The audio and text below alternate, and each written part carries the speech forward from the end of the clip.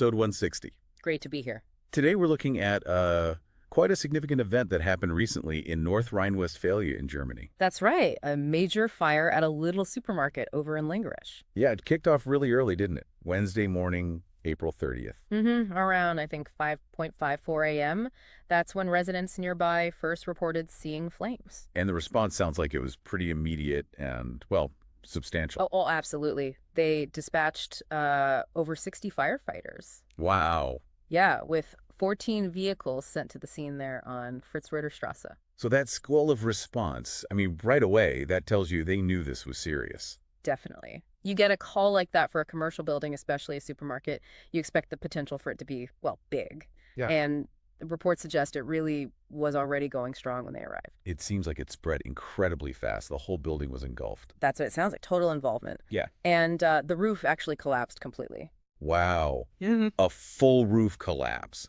What does that mean for the firefighters dealing with it? That must make things so much harder. Oh, it complicates things immensely. You lose access from above, obviously, and there's the danger of further collapse. It makes getting to the heart of the fire much more difficult and dangerous. Right. And for investigators later on, too, I suppose. Exactly. Picking through that kind of debris to find the cause, that's a huge challenge. They apparently got it under control by late morning on Wednesday. But the actual extinguishing, dealing with hot spots and smoldering, that went on well into the afternoon. Which makes sense. I mean, a supermarket must be full of stuff that just keeps burning, right? Absolutely. Think about it. Packaging, plastics, food products, maybe cleaning supplies, all sorts of different materials acting as fuel. It takes a long time to be sure everything is truly out. You get these stubborn hot spots. The incident commander, Thorsten Budzinski, was quoted saying something pretty stark. Yeah, I saw that. Basically, the market can no longer be saved, completely destroyed. Just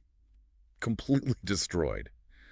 And the police are estimating damages in the multi-millions. That seems likely, yeah. A total loss of the building and all the stock inside. It's a huge financial hit. What does that mean for the local community losing a supermarket like that? And, of course, for the employees? Well, locally, it's an immediate gap in shopping options, which can be a real inconvenience. For the staff, I mean, that's their livelihood suddenly up in smoke, literally. Huge uncertainty. It was mentioned LIDL is looking into redeploying them elsewhere. Yes, which is a positive sign. It suggests they're trying to manage the human impact, at least initially. How practical that is long-term remains to be seen, but it's something. I also read about the THW getting involved, the Technical Relief Agency. They often provide heavy equipment support in these situations. So what do they do here? They brought in a large wheel loader, basically to help clear away some of the debris, things like burnt shelving, heaps of melted packaging. Ah, okay. To help the firefighters get better access, maybe. Exactly. And to move smoldering material out into the open, like onto the parking lot where it could be cooled down and properly extinguished. You saw pictures of debris laid out there. Right, right. And while all this was going on, they had safety measures in place for the residents nearby. Yes, definitely. Streets were closed off around the store. And warnings about the smoke. Yeah, they used warning apps to tell people to keep windows and doors shut. That warning apparently stayed active well into the afternoon because of the amount of smoke. That makes sense. But critically, no injuries were reported, right? Thankfully, no. That's always the most important thing in these incidents. 0 injuries. Absolutely. I did read they initially considered evacuating some nearby apartment buildings, over 50 residents. They did consider it, yeah, but ultimately decided against it. Why was that? According to the fire department, the smoke plume was rising fairly vertically. So the immediate impact on the ground level, the pollutants, wasn't judged severe enough to warrant a full evacuation. It shows they were constantly assessing the risk. Okay, that's good risk management. But the fire didn't just stay within the little building, did it? Unfortunately, no. It seems it spread to an adjacent commercial building. Which was vacant, I believe. Yes, thankfully vacant. But its roof was also reportedly completely destroyed. So that adds another layer to the investigation, I guess. It certainly could. They'll need to figure out how it spread. Was it direct flame contact, radiated heat, embers? It makes pinpointing the exact origin in the little maybe a bit trickier. And the cause of the original fire in the little, still completely unknown. Totally unclear at this stage. The police have secured the site, but it's apparently still too dangerous or unstable to enter properly. So the specialist fire investigators haven't even started their work inside yet? Not properly, no. They'll begin sifting through the wreckage in the coming days once it's safe. What kind of challenges do they face in a scene like that? a completely burnt-out supermarket? Oh, immense challenges.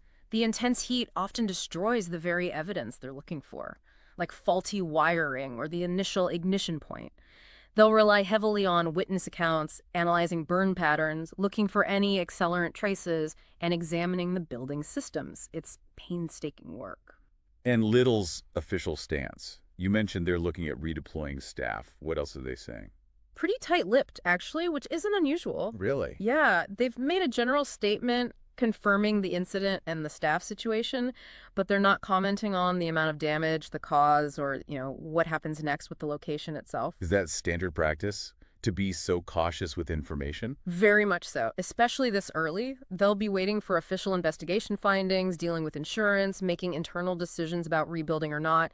They won't want to speculate publicly before they have concrete facts and plans. Okay, that makes sense. So let's just recap the main points here. Yeah. A massive fire completely destroys a little supermarket in Lengerich. Total loss. Miraculously, no one was injured.